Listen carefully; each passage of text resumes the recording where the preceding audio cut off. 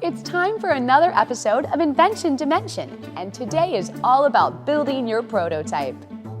In your journey through inventing, you have already learned about problem seeking, finding and exploring different solutions to your problem, as well as the importance of designing your solution by creating plans for your prototype.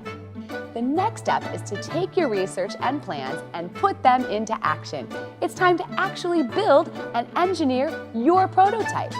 A prototype could be created in a 3D printer, in a makerspace, or in a fab lab. But many prototypes find their beginnings in basements and garages around the world.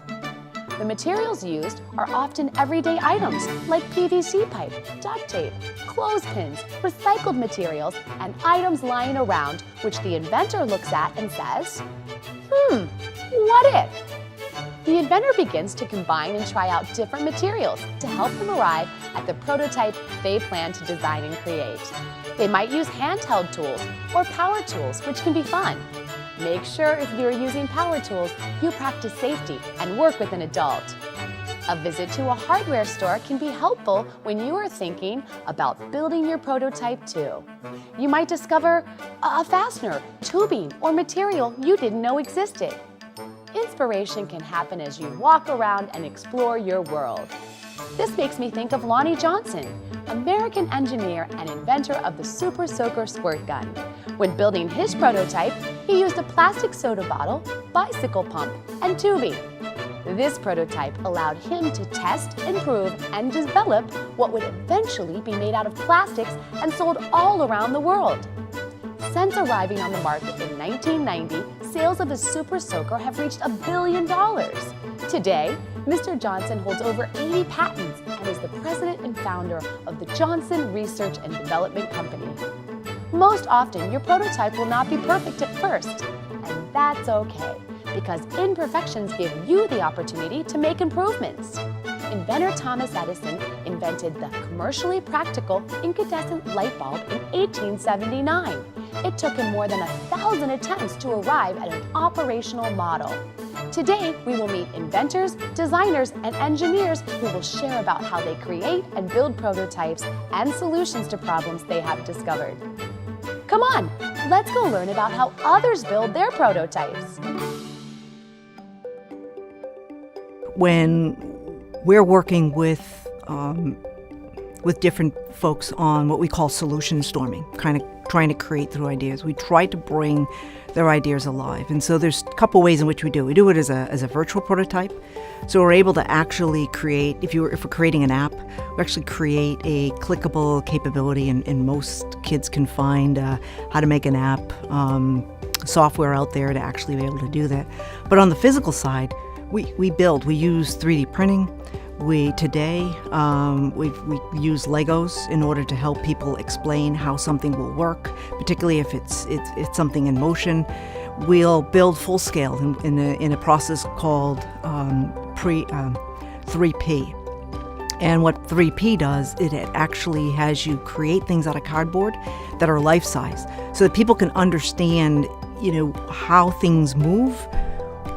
The difficulty of bringing, say, an elevator into a building after the building's already built, how best to service something like that. We use all kinds of creative ways, cardboard, Legos, whatever it takes to be able to truly work through prototyping and to get people to really see and visualize the product or the solution that people are trying to make.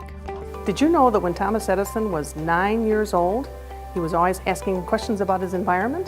And he decided one day, why couldn't I hatch goose eggs? He goes into his grandfather's barn, he sits on the eggs, and he's not successful. He's so disappointed, he runs into his grandmother, and she comforts him by saying, well, maybe you'll invent something people can really use someday.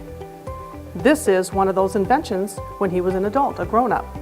Now, this is the demonstration phonograph. It records and plays back sound. Never before had this happened. He decided that he could do this based on his sketch and his ideas from the embossing telegraph. Now, this is a pretty large model. This is covered with tin foil. Tin foil looks like the aluminum foil you might have that you use to wrap your food in, but it's tin, not aluminum. Now that's wrapped around the drum. Then this is the mouthpiece. I'm going to project into the mouthpiece with my megaphone, and we'll see what happens. You'll also hear the charming little piece of poetry that Edison said for the very first time when he experimented with this wonderful invention. Mary had a little lamb, its fleece was white as snow, and everywhere that Mary went, the lamb was sure to go. Now I'm going to use my huge megaphone to make the sound louder.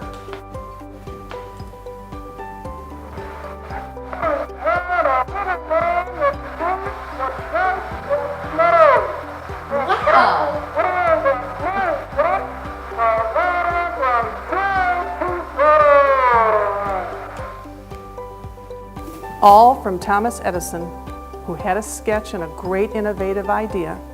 It changed our world, and it was his favorite invention. He called it his baby. So the string ring is an adjustable band that you can wear as a cool ring, like this. And it comes with different fabric patterns so you can customize, like these. And then when you're playing a stringed instrument and you think you want to stop playing because your fingers hurt, or you get really painful blisters like these, you adjust your string ring like this so it can protect your fingers so you can keep playing without your finger hurting. I started out with a glove made out of stretchy cloth, but then it would be too sweaty and hard to carry around. And so then I made something like a Band-Aid, but the stickiness ran off and it was wasteful to the environment. After that, I made a finger cover out of the same stretchy cloth as the glove, but it slipped off and it didn't stay on my finger when I was playing. After that, I made a finger cover out of a balloon material, but it pinched me and I couldn't take it off and put it on. I needed 2 people to do that. After that, I got really creative and sewed 2 of my sister's hair ties together and glued Velcro on so it can be a ring and a finger protector, but it was too thick and affected the sound. After that, I came up with my final idea, which is a specialized Velcro material with padding on the inside and a cool design on the outside, and it's designed in such a way that the sound stays the same. Well, actually, this is my first prototype. The first time it actually worked, and so that's when I created this, my second prototype, and then I added onto it to create my third prototype. As you can see right here, I spent actually a lot of time just making sure that the ring was in place with all the fabric, and then I needed to pin the cloth to the ring to see if it looked right, and then I needed to staple it, and this is my second prototype. And then my third one, I took out the staples because I didn't want any dogs biting the staples, and I put even stronger staples, but then I secured them with DAF tape. A piece of cardboard with another one stapled onto it to make a pocket, and there are plastic bags inside of it that fit right into the pocket. There's double-sided tape on the back so that when you pull it off, you can just stick it to your tissue box. When you blow your nose, you just have to pull out the first bag, the bags, and take your dirty tissue and stick it into it. And then once that bag is filled up, you just rip it off and there are more there. It took me 3 tries to finally get it right. My first try was this, which is just a piece of cardboard with plastic bags cut and then stapled onto it. But the problem with this was that the tissues didn't fit in the bags and they would fall right out every time you put one in there, and that wouldn't solve my problem. So then I made this, which is almost the same thing, except the bags are longer so the tissues actually do fit in it. But the problem with this was that the bags were just hanging there and it didn't look professional. So then I made this one, which is just the piece of cardboard with a cardboard pocket on it and the plastic bags in it. Well, I learned that it's not going to happen on the first try. It may not happen on the 5th try, or the 12th try, or the 50th try. Maybe it'll happen on the 100th try, or it won't happen. And if it doesn't work, well, at least now you know what not to do. So you can try something completely different. As you learned in today's episode, building your prototype is an important step in the invention process. Remember, think safety first. Consider different materials. Go to the hardware store and a variety of places to look for inspiration. Try lots of different ways to build your prototype. Keep in mind, it doesn't always work the first time, but don't give up. Keep trying. Build another prototype. Keep improving until you arrive at the solution that works, and you'll be an inventor too. It's time for me to get back to work on my prototype. See you next time.